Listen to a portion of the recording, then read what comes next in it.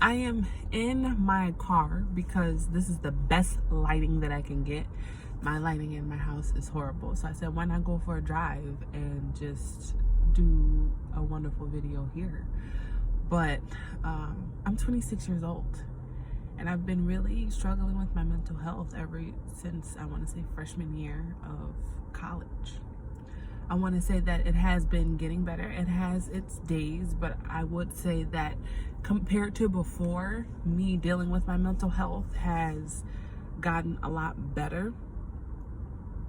And, you know, I really didn't know how to deal with it because I didn't know what it was. I didn't know that I was suffering from depression. I didn't know that I was dealing with anxiety. And it was something like, what is this? Because it was kind of sudden. And when I didn't want to get out of bed, and I would just go straight to bed when I was doing whatever. When I would be working, I didn't even want to work. I kind of had to force myself to do things that I once loved to do, but I had to force myself to get out of bed and go to class, force myself to get out of bed and go to work, when all I wanted to do was just be in my bed all day and not do anything. And I would be irritated a lot, and sometimes my appetite might change, whether I would eat a lot or wouldn't eat at all. And I would be very moody constantly, and I would be short-tempered with people, and I'll get these really bad anxiety attacks and crying for I don't know what reason, and I didn't know what it was. And I think it was just a lot of factors played into dealing with school and being in a major that I really didn't want to be in, and the fact that my parents, especially my father, is pushing and really adding on to that stress. And I feel like I had to do something, and if I didn't, and then on something, I don't know, if I didn't do it, I would have to hear from him and hearing his words, and sometimes those words will hurt, and then they'll put me in this funk, and I didn't know what to do. And then dealing with like not having a social life and feeling like I wasn't good enough, dealing with like stuff with me internally. And then when my father ended up getting sick, that started adding on to more and more and more, and there was just so much going on that I developed this depression and anxiety and all of this, and I didn't know what to do. I didn't know who to talk to. And excuse me, for a very long time I let that build up until one day I just completely broke down, and it really just put so much on me. And when I broke down, I couldn't stop all that. I thought I didn't have anyone to talk to because I didn't want to be a burden to people. And so a lot of times, you know, my friends will notice it because they will be with me a lot. I'm normally a very happy person. I'm smiling a lot, I'm laughing, joking around, goofy, and I love skinship. But at one point, I didn't want people touching me. I didn't want to be around people. I didn't want to be happy and smiling. If I had to force a smile, then I didn't want to smile. And I would keep my distance, and I didn't want to say anything that was going to come off rude, or I don't want to be short-tempered with people. So a lot of times I wouldn't be around them because I was just in this funk. I didn't know how to get myself out of it. And, you know, I didn't take my education serious because I just didn't feel happy being in the major I was in, which was biology, and being a doctor. And then my best friend who majored in biochemistry, very smart girl, and looking at her and how she was when it came to studying, and how good her grades would be, and how she got praised and was in all these honor societies, that really kind of put me in a deeper funk, because I'm like, wow, this girl is acing on her classes and I'm over here failing tests. And it's just, it really put a damper on my first 2 years of college. And, you know, a lot of times I was kind of mean to her because of that. And I didn't want to be mean to her, but I kind of resented her in a little bit, and I really didn't want to. But then I realized me and her were both going through things because our parents were very similar. And seeing her struggle and seeing me struggle, I think we helped each other get through that semester, our sophomore year, because we were both going through a really big depressive sophomore year. In that first semester, I really think we helped each other get out of it. And then we just continued to help each other get out of it until we realized, okay, we're at a good place in our life. And I want to say one of the reasons we helped get each other out of it was because we will at first be like in our group of friends will be in like a little study room, and we'll take turns playing music. And I remember when it was her turn, she'll be playing music that we didn't understand. And I'll be looking at her like, girl, what are you listening to? Like, what do you have us listening to? And she's like, oh, it's K-pop. And I'm like, what is this? What? I don't what? And she's, yeah, it's K-pop. And the more she'll play it, the more I'm like, okay, I don't know who this is, but I kind of like it. And my other friends were just kind of like, nah, but I actually liked it because I like the beat. And then I'm like, okay, I like whoever's singing this song. And so one day we were all in her room, and she put on, I believe, the first song I like heard officially that got me really into K-pop was Shiny's Hello. And I remember I saw Taemin and I was like, oh, he cute. And I fell in love with that song, and I would just keep listening to it over and over and over again. And that got me into K-pop was Shiny, and how much I love that group, and I would listen to all their songs. And then, you know, when I heard Replay, I was like, oh, and I fell in love with Shiny, and Taemin was like my very first ever bias. And then Onu was like my bias record at the time, and I was like, I don't know who to choose. And then it was Vix, and I think it was Hyde that I heard second, and I just started. And then Rain came into the picture, Girls' Generation came into the picture, I think it was TVXQ came into the picture. I'm like, all of this, I'm brand new, so I was overwhelmed with all this greatness that I'm hearing. And I'm like, okay, I need to learn their names, I need to know all their songs, I need to figure out who's my bias, who I just fell in love with the world of K-pop. And you know, I would listen to their music, I would watch interviews when there were variety shows, if they were in dramas. And that's how I got into K-dramas. If there was an idol who was acting, I would watch the drama they were in, and all of a sudden now I'm like stuck in this world of K-pop and K-drama, and I don't know what to do with it. But I fell in love with it because it's something different with K-pop. It makes you really happy, and it kind of like sets apart everything that's wrong with your life. And when you listen to it, you're just happy and excited, and you know, you're dancing and enjoying it. And then a lot of these songs have a lot of great meanings to it, whether it's, you know, you just want to dance and party, or if it has a very powerful message to it. It's really great listening to it. And I want to say freshman year, that's when I got into K-pop. So I've been in K-pop stan for about, I want to say 8 years now. And I honestly say that I listen to K-pop more than I do American music.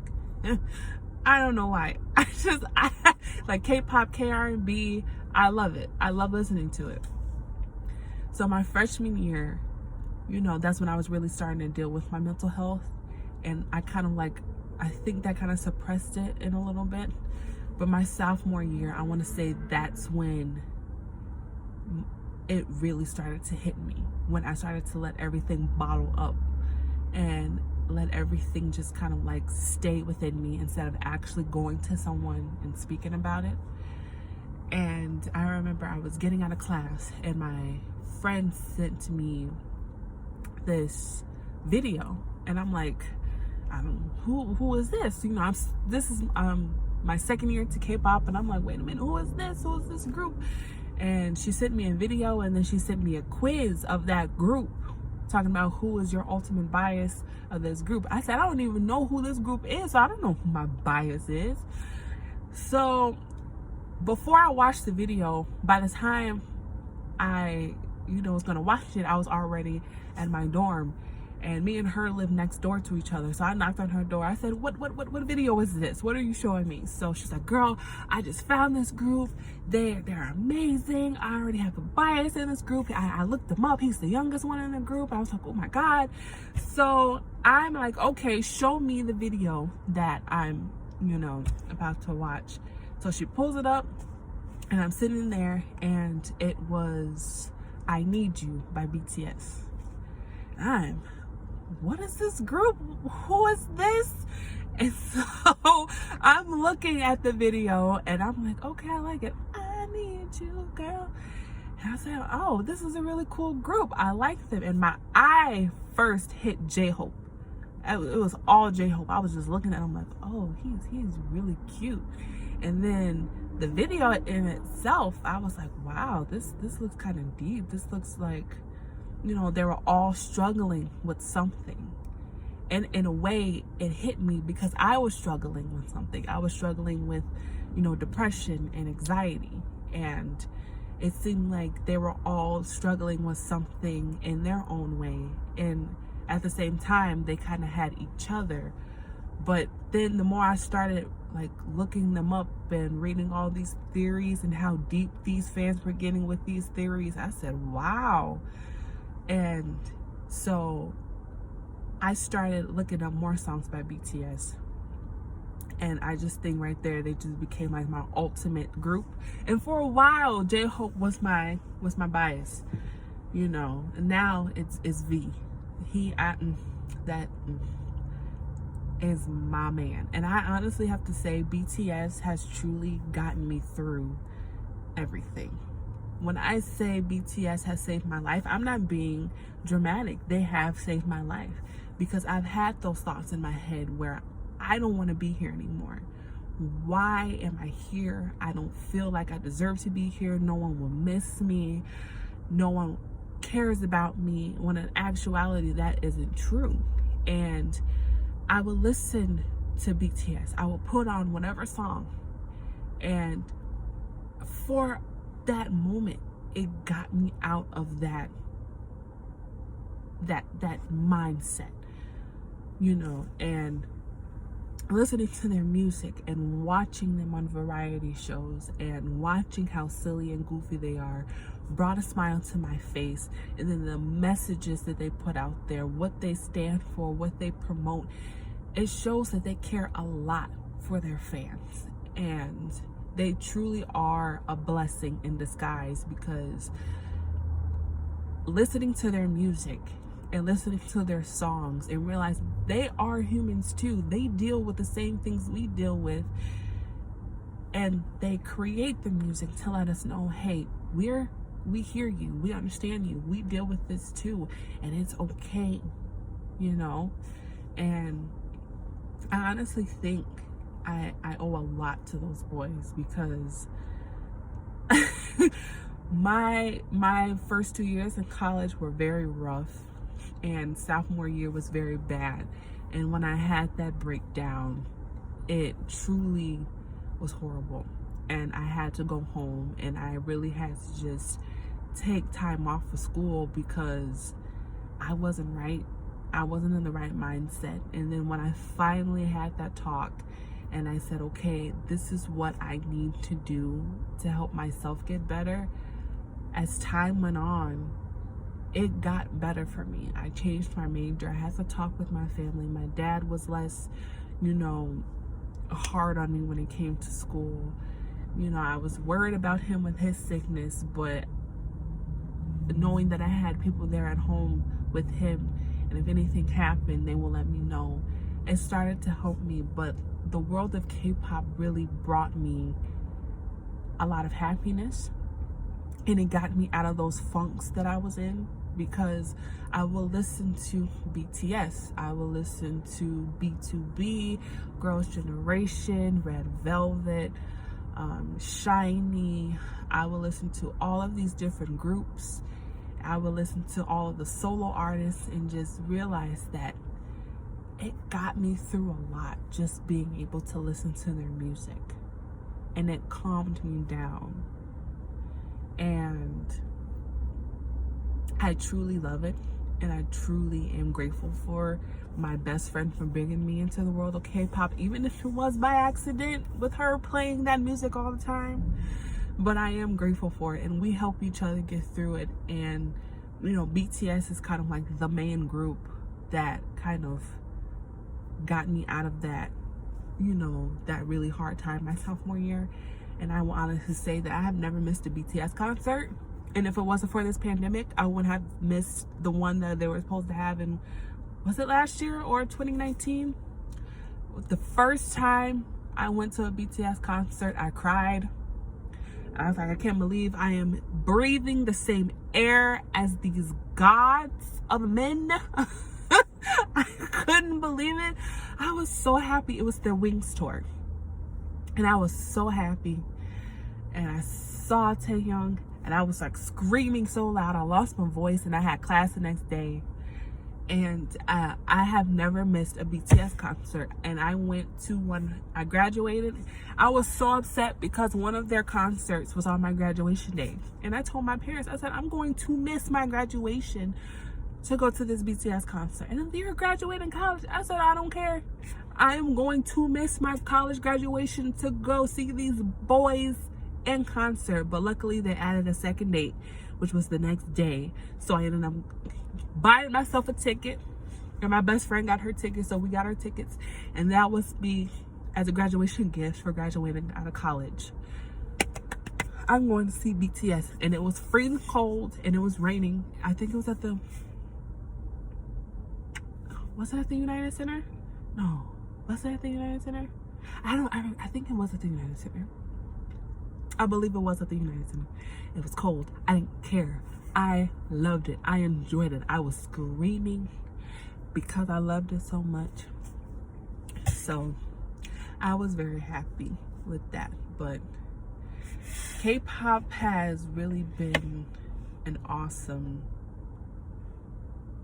genre to discover. And I'm discovering many different genres of music. But K-pop has been my best friend when it comes to, you know, listening to the music and discovering new groups, standing new groups. You know, I love me some Stray Kids. I love me some 80s. They're singing my 80s. I love, you know, all these amazing groups out there, and then just watching them and realizing, you know, they struggle, but they're making it. And, you know, sometimes I realize that the companies that they're in might treat them unfairly. And, you know, there's a lot of issues behind the scenes. But at the end of the day, there are some amazing, talented group of individuals out there who put this music out for their fans. And whether they realize it or not, help their fans get through a lot of difficult times in their life. And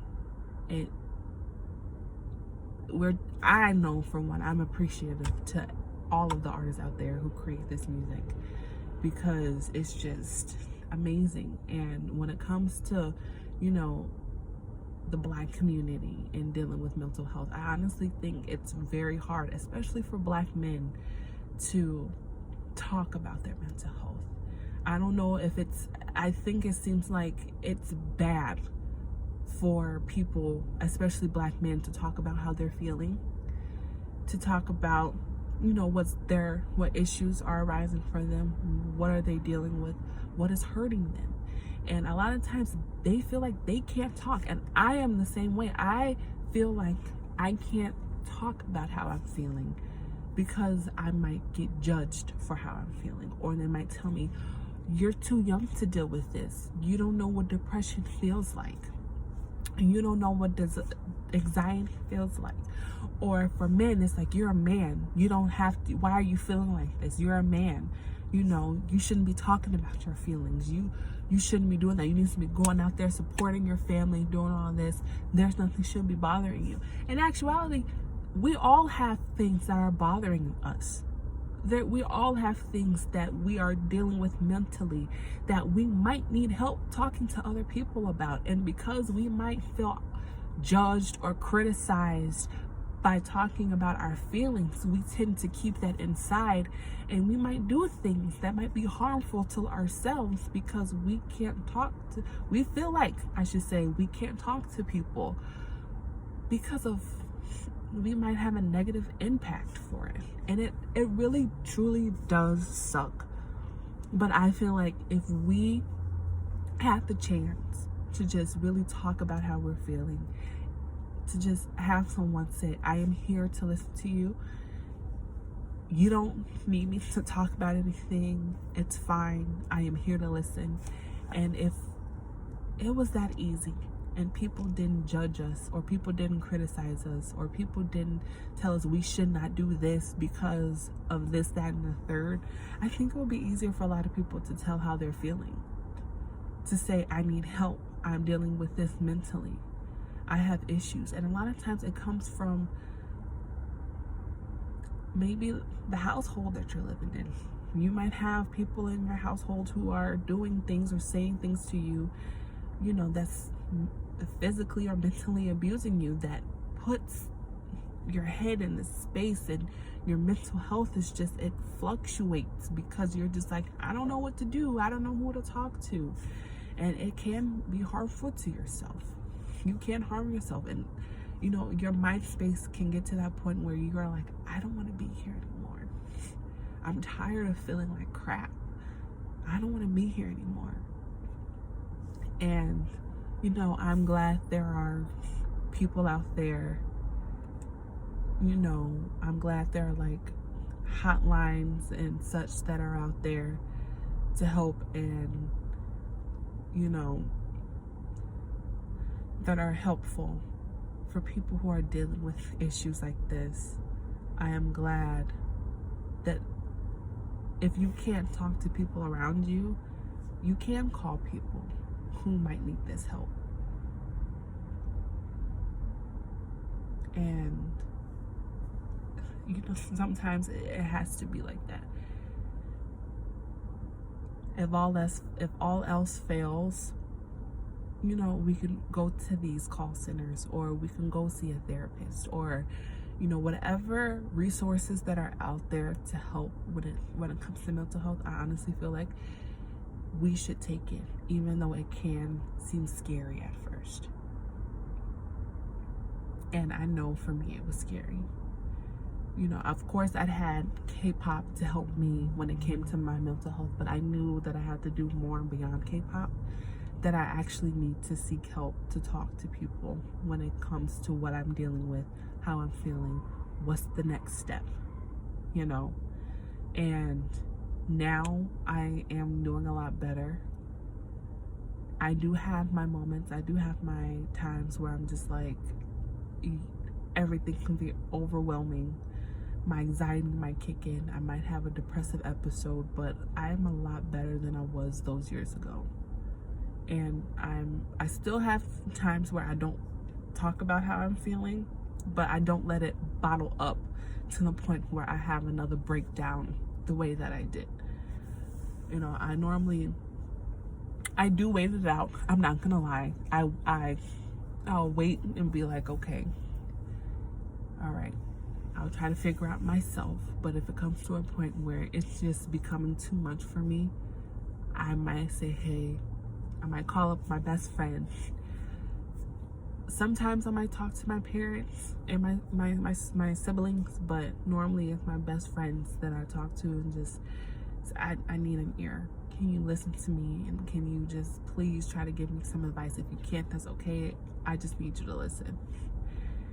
And they do. Even though it feels like I'm a burden to them, they say you're not. If you need someone to talk to, if you need that listening ear, we're here. You know, so I honestly think that I'm happier, and I'm glad to be introduced to the K-pop world, because it's wonderful hearing all these wonderful songs and looking at all these idols and being able to experience, like, being a part of the concerts. Like, I know for me, sorry, I had a phone call. But as I was saying, just to kind of like wrap up everything, but what I was saying was being in like the concerts and like KCON, and I know a lot of time here in Chicago they have like little festivals. I've never went to them, but whenever they're allowing to have like events with everything with the pandemic, but I would see on Facebook that they would have like these K-pop festivals, and they would have like K-pop dance classes, and I wanted to attend them. I just never got the chance to. But being a part of like a crowd when it comes to that concert, being in that energy with all the fans, having your idols there, it's a really very exciting experience. And it's so great to be a part of this fandom, whatever fandom. If you're a multi-stan, awesome. It's great to be a part of the live experience, and it's great to just to be there in the moment, and just to realize like, wow, this is really happening. Like, when I say I have never missed a BTS concert, like I said before, I've never missed a BTS concert, and every time I am in love with it. Every time I enjoy it. I'm just so happy. I am so just overwhelmed with emotion. I'm crying. Like, these boys are truly amazing.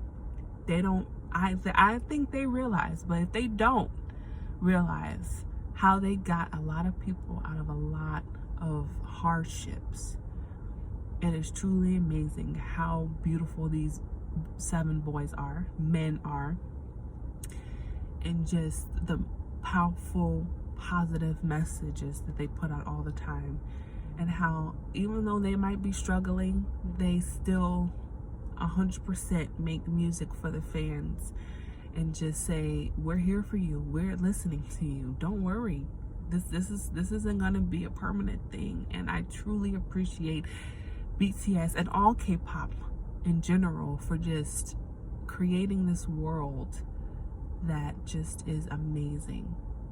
And I'm stuck. I've dug myself a big hole being in here, and I don't want to get out of it because I love it so much. It's truly amazing. And for people who are dealing with mental illness, especially the Black community, especially people of color who are dealing with mental illness, we shouldn't be afraid anymore to express how we feel when it comes to our mental health. People shouldn't criticize us, judge us, make us feel like it's a bad thing for us to tell how we're feeling, especially when it comes to our mental health. I don't feel like people in your home should tell you you should not do this and that when it comes to your mental health, because it is great to talk about how you're feeling, even if it feels terrifying, even if you feel like you might seem like you're a burden. You're not. Your health comes first. And if you need someone to talk to, there are people out there who are going to listen to you, who are willing to listen to you, whether it's friends, family, or people in the professional industry. There are people out there who are going to listen to you. And even if you don't want them to talk to you, it's okay. If you need someone to talk to, ask. Just say, hey, it might be a hard step, but it's going to be a very beautiful step to take. And one of my favorite quotes is, this too shall pass. And a lot of times I say that as a positive affirmation for myself whenever I'm dealing with my mental health. And I sit and I take deep breaths and I say it, this too shall pass, this too shall pass, and it will pass. And there's another saying that says we shouldn't make permanent solutions out of temporary problems, and that is a lot easier said than done, because we can get into this funk where everything just seems like it's not going right. Everything just seems like it's wrong. You have this empty, numb feeling within you. You feel like you can't take it anymore, and your head gets to that space where it feels like you don't want to be here anymore. That you feel like you might feel like no one wants you here.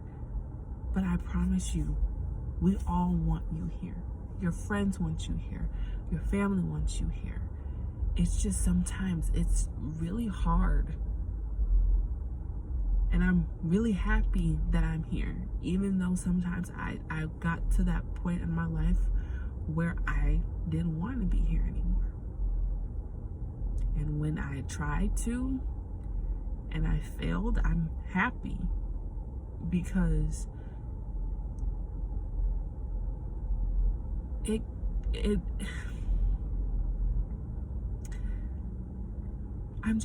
I'm happy being here.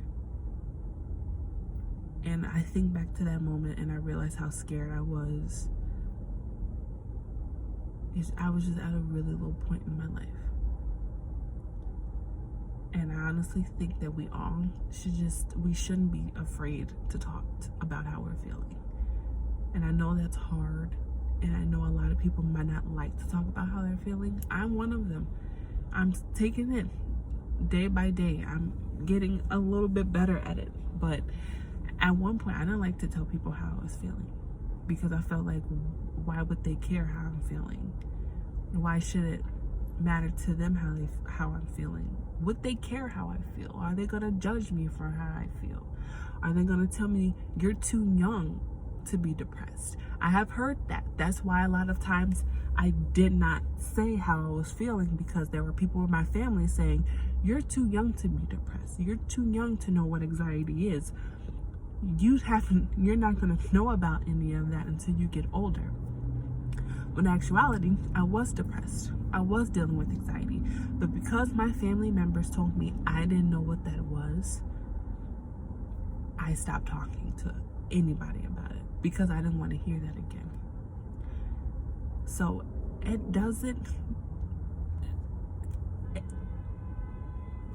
it impacts everybody. And it's up to us to try to find that help, seek that help, continue to take that help, and to do things that's going to help us in a healthy manner. You know, we should try our best not to do anything that's going to damage us. And I'm guilty, of doing things that were harming to myself, because that was the way that I coped. But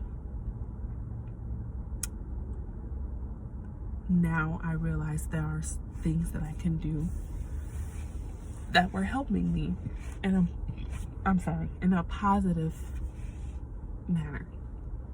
Whether it's taking on a new hobby. Like for me, I like to paint now, even though I'm not the best at it. I like to paint.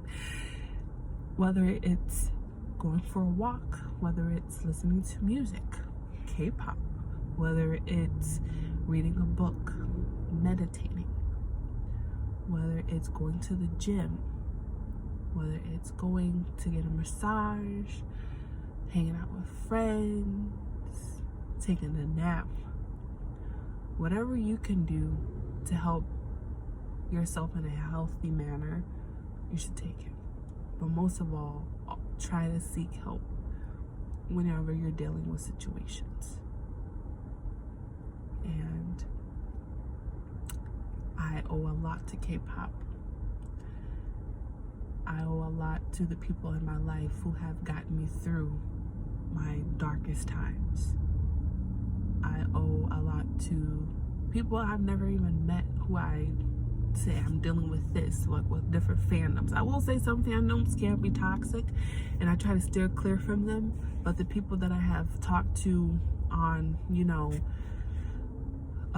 chat rooms on like Facebook or something like that, and we're saying, hey, yeah, I dealt with this too. This is how I got out of it. Things would be okay. this is gonna be forever.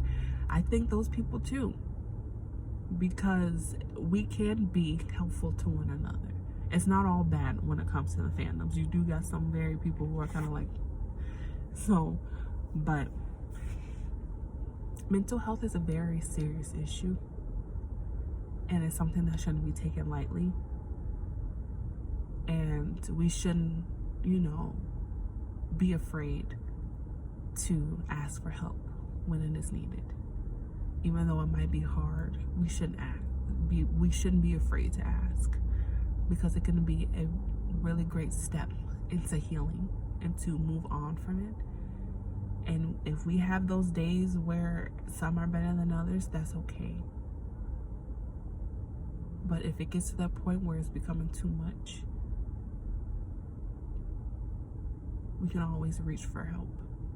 We just have to take that step. I know I keep saying that, but it's big. It's big,